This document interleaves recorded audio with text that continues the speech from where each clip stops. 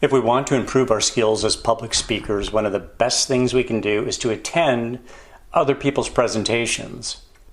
One of the easiest ways to do this is to not have to attend in person necessarily, although that's the best way to do it, is actually be at a live presentation and watch other public speakers perform.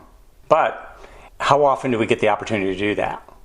One of the ways that we can attend, and I put attend in quotation marks, many presentations in a very short period of time is on YouTube.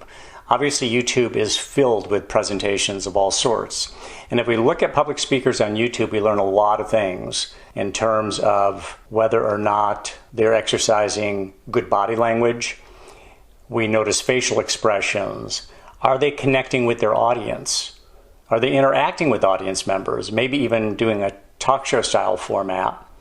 Or are they stuck behind the lectern, which so often serves as a kind of barricade between the speaker and the audience and can really create this sense of disconnection. That doesn't mean you can't use a lectern and still be effective with your audience, but it oftentimes does serve as a barrier or even a barricade that really creates a lot of distance between us and the people we want to communicate with and we want to connect with. One of the advantages to being at a truly live event is that you get to see the audience, the energy level, their facial expressions, the audience's body language, their posture, how they're responding to that speaker and why. We can pick up all kinds of good techniques from good public speakers, and we can also see the mistakes they make and try to rid our own practice of those mistakes. One of the other places I would advise any of us to go is TED Talks.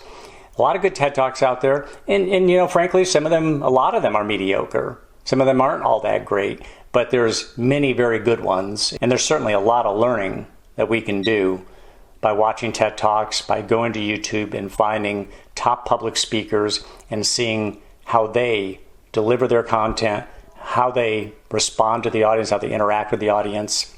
And it's always good to see a public speaker who improvises along the way, reacting to the audience as he or she goes, or even a Q&A session where the speaker must be reactive to the question being asked. That was the subject of a previous video that I did, the ability to improvise on stage.